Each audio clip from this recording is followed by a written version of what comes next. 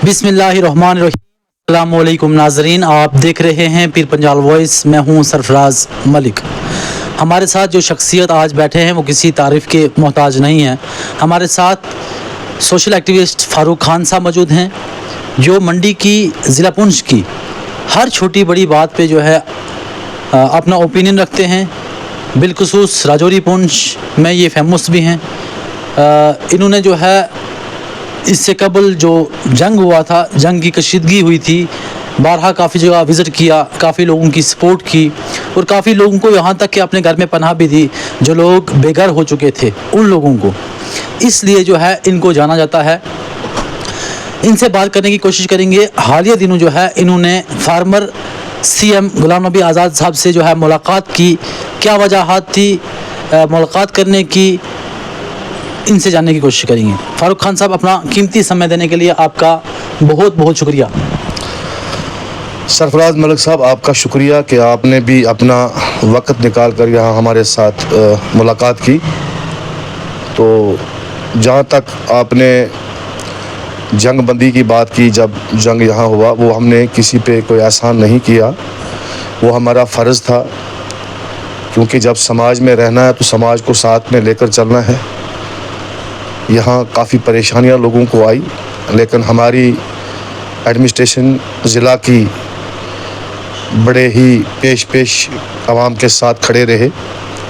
हमारे यहाँ नौजवान हैं, तहसीलदार मंडी इशफाक चौधरी, उन्होंने काफ़ी जंगबंदी में लोगों की हेल्प की, चाहे वो राशन हुआ, चाहे उनकी रहने सहने की एडजस्टमेंट हुई। हमने भी यहाँ पर काफ़ी फैमिलीज़ को पनाह दी। तो ये एक फ़र्ज़ था, क्योंकि मुसीबत के ही वक्त जो है एक दूसरे के साथ खड़ा होना जो है वही इंसान का शोभा होना चाहिए। तो वो हमारा फ़र्ज़ था, वो हमने अदा किया। आप जो है गुलाम नबी आज़ाद साहब से मिले, क्या तवक्कात थी, किस मसले पे बात हुई, क्या मैसेज था आपका यहाँ से जो जाके जो है गुलाम नबी आज़ाद साहब से आप मिले?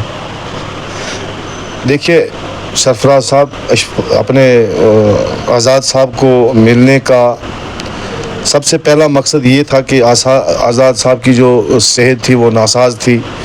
काफ़ी अरसा से वो उनकी सेहत जो है वो नासाज चल रही है। सबसे बड़ा मेरा मिलने का उनका मकसद ये था कि उनकी सेहत के बारे में मैं जान सकूं। उनसे रूबरू मिलने का मकसद यही था कि उनकी सेहत जो थी उसमें मैं समझता था कि उनका पता लेना लाजमी था। और जहाँ तक बाकी इश्यूज़ की बात है, वो शीशे की तरह आया है। तो आप भी जानते हैं, लोग भी जानते हैं, और पॉलिटिकल लीडर्स जितने भी हैं वो भी जानते हैं कि रियासत जम्मू कश्मीर के हालात, जो कि आज यूटी है, आज रियासत तो नहीं है। बहरहाल हम उम्मीद रखते हैं कि कभी ना कभी किसी ना किसी जगह फिर दोबारा इस जम्मू कश्मीर को रियासत का दर्जा जो है वो मिलेगा, और मिलना भी चाहिए। और आज़ाद साहब की जहाँ तक बात है, देखिए आज़ाद साहब किसी तारुफ का मोहताज नहीं है। उनकी एक शख्सियत है, वो हिंदुस्तान की एक पहचान आज भी है, ऐसी बात नहीं है। बाकी सियासत में उतार चढ़ाव जो है चलता रहता है। आप देखिए आज़ाद साहब ने अपने इंटरव्यू में जम्मू में क्या कहा कि ये जो अफ़वाहें हैं, ये जो प्रोपगंडे हैं, इस पर काफ़ी हद तक उन्होंने मीडिया से भी ये चीज़ कही कि ज़्यादा जो है वो अफवाहों पे ज़ोर न दें। और ग्राउंड पे जो है इस वक्त नौजवान का बेरोज़गारी का मसला है। इस वक्त लोग जो है वो काफ़ी हद तक जो है वो लोग परेशान हैं, क्योंकि हमारी जो मौजूदा सरकार है, हमारे जो चीफ मिनिस्टर उमर अब्दुल्ला साहब हैं, उन्होंने भी अपने काफ़ी जगह हमने उनको देखा मीडिया में, उन्होंने कहा कि मेरा अपना बुरा हाल है। तो कहने का सवाल ये है, मकसद ये है कि हमारी जो इस वक्त सरकार है, इनके हाथ बंधे हुए हैं, इनके हाथ में कुछ भी नहीं है। इस वक्त गरीब जो है वो ज़्यादा ही गरीब गुर्बत का शिकार हो रहा है। आप देखें, सरकार ने गैस सिलेंडर का वादा किया, सरकार ने बिजली फ्री देने का वादा किया, सरकार ने और भी कई, अगर एजेंडा आप निकालेंगे जो इलेक्शन में हमें जो है वो दिखाया गया था, लोगों को दिखाया गया था, उस पर जो है वो सरकार जो है वो नाकाम होने जा रही है, क्योंकि ग्राउंड पे कुछ भी नहीं है।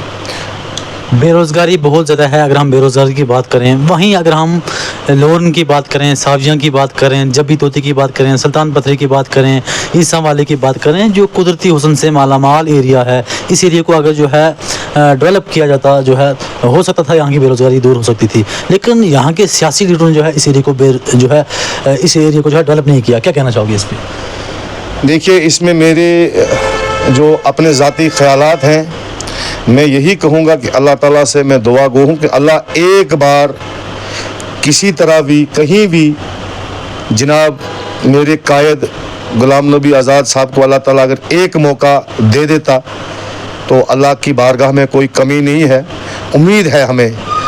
क्योंकि आप देखें, इससे पहले हम पर क्या गुजरी रियासत जो थी वो यूटी में चेंज हुई, यूटी में तब्दील हो गई, तो कहीं ना कहीं की ज़रूरत है। हालांकि मेरा जो ये दौरा रहा, मैं किरण तक गया, मैंने वहाँ तक विज़िट की, देखा, पूरे कश्मीर को मैं गालबन घूमा, तो कहीं ना कहीं लोग जो है वो परेशान हैं। लोगों को हर लिहाज से परेशानी है।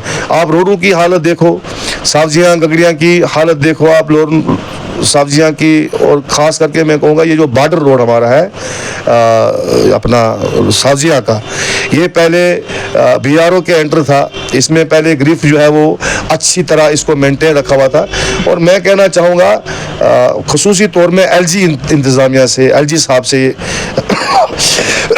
गुजारिश करना चाहूँगा कि हमारी जो बॉर्डर रोड है सब्जियाँ, इस पर ध्यान देने की ज़रूरत है। इसी तरह हमारी साईं बाबा रोड है, उसकी तरफ ध्यान देने की ज़रूरत है। जो हमारे बॉर्डर कनेक्टिविटी के साथ हमारी जो रोडें हैं, इन पर ज़्यादा ध्यान देने की ज़रूरत है। किसी भी वक्त कभी भी, जैसे यहाँ पर जब ऑपरेशन सिंदूर हुआ, भगदड़ मची, लोग आगे पीछे, कितनी आपको पता ही है कितने यहाँ पर हालात जो है वो कशीदा हुए। लोग पुंछ से भागे, कैजुअल्टियाँ हुई, 12 लोगों की शहादत हुई यहाँ पर। तो ऐसे कई इश्यूज़ हैं जिन पर जो है वो ध्यान देने की ज़रूरत है। मैं डायरेक्टली आपके इस चैनल के माध्यम से LG मनोज सिन्हा साहब से गुजारिश करूँगा कि बॉर्डर कनेक्टिविटी के साथ जितने भी रोडें हैं, इनकी तरफ ध्यान दिया जाए, और आम शहरी जो इस वक्त परेशान है उस पर भी जो है वो नज़रसानी की जाए। बेरोज़गारी का मसला हो या और भी इश्यूज़ हैं, जैसे हमारे स्मार्ट मीटर लगे बिजली के, वहाँ पर जो है बिलिंग ज़्यादा हो रही है गरीबों को, और राशन भी जो है वो भी काफ़ी हद तक जो है वो कम मिल रहा है, वो भी उसको भी बढ़ाना चाहिए। गैस सिलेंडर की जहाँ तक बात हुई है, उस पर LG साहब को भी नोटिस लेना चाहिए। और बाकी जो इश्यूज़ हैं छोटे छोटे जो आवाम के लिए बड़े ज़रूरी हैं, बेरोज़गारी के जो मसले हैं, इस वक्त नौजवान जो है वो बेरोज़गार बैठा है, एक भर्ती जो है वो यहाँ जो है वो की जाए। उसमें मैं LG साहब से डायरेक्टली कहूँगा, गुजारिश करूँगा कि एक भर्ती होनी चाहिए। बॉर्डर सिक्योरिटी फोर्स के हवाले से हमारा अपना कोटा दिया जाए डिस्ट्रिक्ट पुंछ को। तो इस हवाले से मैं समझता हूँ कि अगर ये चीज़ें सरकार करे या LG सरकार करे, तो मैं समझता हूँ काफ़ी हद तक हमारी जो रियासत जो है वो काफ़ी तरक्की की तरफ जा सकती है, और हमारा मुल्क इससे काफ़ी मजबूत होगा। जहाँ तक आपने रोड्स की बात की, गुजरे दिनों MLA हवेली एजाज जान साहब ने 25 रोडों का दावा किया, हम 25 रोडें लाएंगे। उसके बाद उन्होंने एक इंटरव्यू में ये भी कहा कि हमने 2 करोड़ रुपये जो है चंडक से मंडी जो रोड है उसके लिए टेंडरिंग भी होगी है, बल्कि उन्होंने कहा था 2 तारीख को इसकी अलॉटमेंट मिल जाएगी, इसका टेंडर ओपन होगा। लेकिन मंडी से चंडक से मंडी तक तो वो रोड नहीं बनी, वो एक जुमला निकला। उसके बाद जो मंडी लोन रोड की उन्होंने बात की थी, तो वो भी जो है मंडी लोन रोड उस पर ब्लैक टॉप नहीं हुआ। उसके बाद जो ब्लैक टॉप का काम वो करवा के आए थे, जो काम शुरू करवाया था, सिर्फ 1 दिन वो काम चला है। अभी तक जो है उन्होंने वहाँ पे रोड ब्लॉक करके रखी है। वो जो बैरल जो है ब्लैक टॉप की वो वहाँ पे पड़ी है, रोड वहाँ पे ब्लॉक है। अभी तक जो है जो बल्टकोट में उन्होंने ब्लैक टॉप किया था वो भी नहीं हुआ। जिस रोड की आपने बात की मंडी सब्जियाँ, वो उनकी होम टाउन है, वहाँ मॉडर्न विलेज है, वहाँ भी रोड है। जहाँ उन्होंने 25 रोड की बात की, वहाँ उन्होंने इन रोडों पर जो है पहली जो रोडें थी उन पर कोई बात नहीं की। देखो, मैं आपको एक गुजारिश करना चाहूँगा, मैं ना किसी के ख़िलाफ़ हूँ और ना ही किसी कंट्रोवर्सी में मैं चाहता हूँ कोई मैं बात करूँ। जहाँ तक 25 रोडों की आपने बात की, मैं समझता हूँ ये सवाल जो है ये आप मेरे हिसाब से MLA साहब को ये सवाल आपको करना चाहिए। तो क्योंकि ये उन्होंने कहा है, इसका जवाब भी उन्हीं के पास मुझसे बेहतर वो जवाब इसका दे सकते हैं। जहाँ तक मेरी नॉलेज में बात ये आई है कि जब यहाँ यात्रा की आमद हुई स्टार्टिंग में, यात्रा जब शुरू हुई, वैसे तो यहाँ 12 महीने यात्रा चलती रहती है, छोटे मोटे काफिले आते रहते हैं, छोटियाँ गाड़ियाँ आती हैं, तो बीच बीच में लगातार 12 महीने ये अब ये जो जत्था हमारा गलबा आता है ये इसी अगस्त और इस जुलाई अगस्त के महीने में यहाँ जो गलबा यात्रा का आता है, उसकी एक वजह ये होती है कि रक्षाबंधन जो है, रक्षाबंधन जब शुरू होता है तो इसमें एक खुसूसी दिन होता है, जो छड़ी मुबारक आती है, तो उस वक्त जो है रक्षाबंधन बड़े ज़ोर खौर इससे मनाया जाता है। तो अब आप रोडों की बात जहाँ तक कर रहे थे, रोड जो है उसके लिए मेरे पास एक ही वर्ड है जो मैं कहना चाहूँगा। यहाँ पर जब यात्रा की पहली मीटिंग्स हुई जिसमें हमारे ज़िला तरक्याती कमिश्नर डीसी साहब और हमारी पूरी जो एडमिनिस्ट्रेशन है ज़िला की, उन्होंने पहली उस मीटिंग में हमें ये यकीन दहानी दी कि हम इस चंडक मंडी रोड को इमीडिएट जो है वो यात्रा के लिए ठीक करेंगे। तो उसमें कहीं ना कहीं डीसी साहब ने अपनी जो कमिटमेंट है वो पूरी की। जहाँ जहाँ भी रोड ख़राब थी उन्होंने उस रोड को वहाँ चंडक मंडी तक ठीक किया। लेकिन ओवरऑल जो 25 रोडों की बात है, हमारे साथ डीसी साहब ने 25 रोडों की बात नहीं की, हमारे साथ डीसी साहब ने 2 करोड़ की बात नहीं की, हमारे साथ डीसी साहब ने यही कमिटमेंट की जब मीटिंग यहाँ पर हुई बूढ़ा अमरनाथ कम्युनिटी हॉल में, तो वहाँ पर यही चीज़ डीसी साहब ने कही कि जो चंडक मंडी रोड है ये आपको हम अच्छी तरह ठीक कर देंगे। और रहा सवाल जो बीआरओ की रोड है, सावजियाँ बॉर्डर रोड जो जाती है, ये PMGSY की देख रेख में आज 3 साल से है और अभी तक ये पेपर वर्क में हैंड ओवर नहीं हुई है PMG को। काम उन्होंने बेशक करवाया है, उसमें पता नहीं किस ठेकेदार ने ये काम करवाया हमें पता नहीं है, लेकिन काम जो है वो मैं समझता हूँ 1 2 3 क्वालिटी नहीं, इसमें अगर मैं समझता हूँ 0 से भी कुछ आगे होता उस क्वालिटी का काम हुआ है ये जो रोड बनी है सावजियाँ की। तो उसमें हम फिर एक बार डीसी साहब से हमने कहा कि ये रोड जो है फिर दोबारा बीआरओ को हैंडओवर की जाए, ये ग्रिफ को दी जाए, क्योंकि जिनके पास 40 या 60 साल से ये रोड है उन्हीं को ये रोड वापस हैंडओवर की जाए, ताकि इमरजेंसी वक्त, क्योंकि इस वक्त देखिए आपने मैंने पहले भी आपको कहा कि आपने सवाल किया जंगबंदी का, तो किसी वक्त भी जब कशीदगी हो जाती है 2 मुल्कों के दरमियान में, उस वक्त अपना घर मजबूत होना चाहिए। तो उस हवाले से हमने ये गुजारिश की थी डीसी साहब से कि ये जो साजिया का रोड है इसकी तरफ ज़्यादा ध्यान देने की ज़रूरत है, क्योंकि ये हमारे मुल्क के लिए, हमारी रियासत के लिए बड़ी कार्बन रोड है और ये डिफेंस रोड है। तो जहाँ तक लोरन का मैं बताऊँगा, लोरन मंडी की जो रोड है उसकी खस्ते हाली मैं कहता हूँ वो मैं बयान ही नहीं कर सकता हूँ। और अगर किसी को भूख न लगने की बीमारी हो, अगर किसी को भूख लगने की न लगने की बीमारी हो, तो वो एक बार लोरन का चक्कर काटे तो वापसी पर मैं समझता हूँ कि वो 1 प्लेट नहीं 3 प्लेट रोटी खाएगा, क्योंकि उसकी जो अंदर की वो हालात है ना वो सही हो जाएगी। तो कहने का मतलब ये है कि ध्यान देने की ज़रूरत है।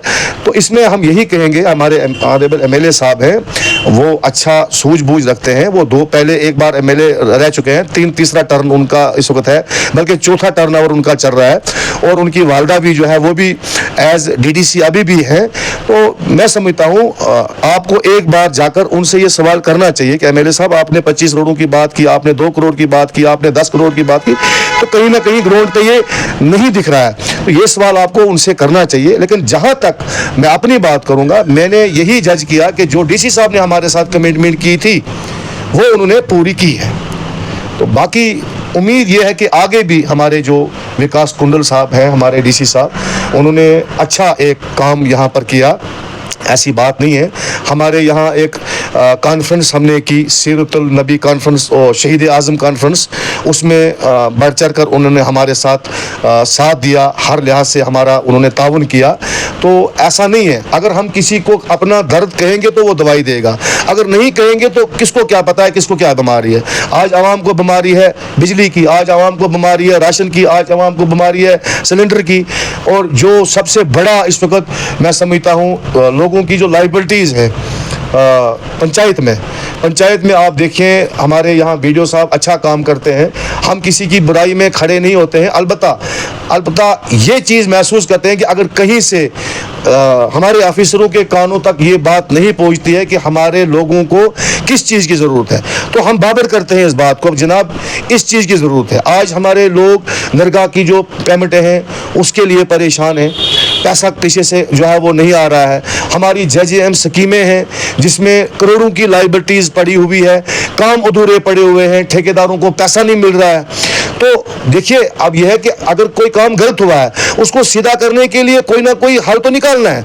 ठेकेदार के पैसा रोकने से, काम बंद करवाने से उसका तो कोई हल नहीं है।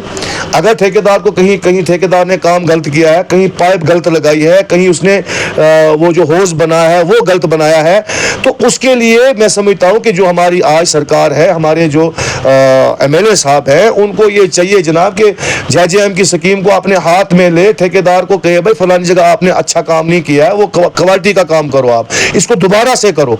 तो मैं समझता हूँ इस वक्त करोड़ों की लाइबिलिटी जो है वो ठेकेदारों की है, वो भागे हैं। कोई ठेकेदार दिल्ली का है, कोई पंजाब का है, कोई कहीं का है। तो कहने का मतलब है यहाँ लोकल भी ठेकेदार हमारे जिन्होंने JJM में काम किया, जिन्होंने स्कीमों पर काम किया, पाइप्स लगाई, होज बनवाए, टैंक्स बनवाए, तो उसमें भी करोड़ों की लाइबिलिटी है। तो अब ये मैं समझता हूँ ये खता किसकी है? ठेकेदार भाग गया, ठीक है, अगर उसने गलत काम किया है तो उसको बुलाया जाए। इसमें जो हमारे DC साहब हैं, मैं उनसे भी ये रिक्वेस्ट करूंगा, गुजारिश करूंगा कि डिस्ट्रिक्ट पुंछ में जितने भी ये JJM स्कीमें चली हैं उन ठेकेदारों को बुलाया जाए, जो बाकी रहा है काम, बैलेंस वर्क जो रहा है उसको पूरा किया जाए ताकि लोगों को उस स्कीम का कोई फ़ायदा हो। अब आधा काम छोड़ दिया है, आधा काम किया, तो कहीं ना कहीं ये लोगों का तो लॉस होता ही होता है, लेकिन सरकार का भी इसमें कोई फ़ायदा मुझे नज़र नहीं आता है। तो इसमें चाहिए मिलजुल के, मैं आपको एक बात मिलजुल के, चाहे इसमें हमारी सरकार हो या हमारे ब्यूरोक्रेट्स हो, मिलजुल के आवाम को जो है वो किसी ना किसी तरह सहूलियत पहुंचाने का काम करें। हम यही चाहते हैं। हमने हमेशा अमन, भाईचारा और सोशल काम में हमने हमेशा जो है वो अपने आप को आगे रखा है। कभी भी हमने किसी जगह कोई रुकावट बनने की कोशिश नहीं की, ना हमने किसी पे तंज कसने की, इसने गलत किया, इसने सही किया। हम कहते हैं कोई गलत करता है उसको ठीक करने की कोशिश करो। अगर किसी ठेकेदार ने गलत काम किया है उसको बोलो भाई ये काम दोबारा से करो, इसको ठीक करो। तो ठेकेदार भी इस वक्त जो है वो रोड पे आ गए हैं। और इसलिए मैं आज आपके इस चैनल के माध्यम से आपका शुक्रिया भी अदा करता हूं और साथ साथ मैं ये गुजारिश भी करता हूं कि हमारे जो गरीब लोग हैं, सरकार को और LG इंतज़ामिया को मिलकर लोगों की तरफ तवज्जो देनी होगी। बहुत बहुत शुक्रिया। मज़ीद अपडेट के लिए आप देखते रहिए पीर पंजाल वॉइस। दीजिए इजाज़त। सरफराज मलिक को अल्लाह हाफ़िज़।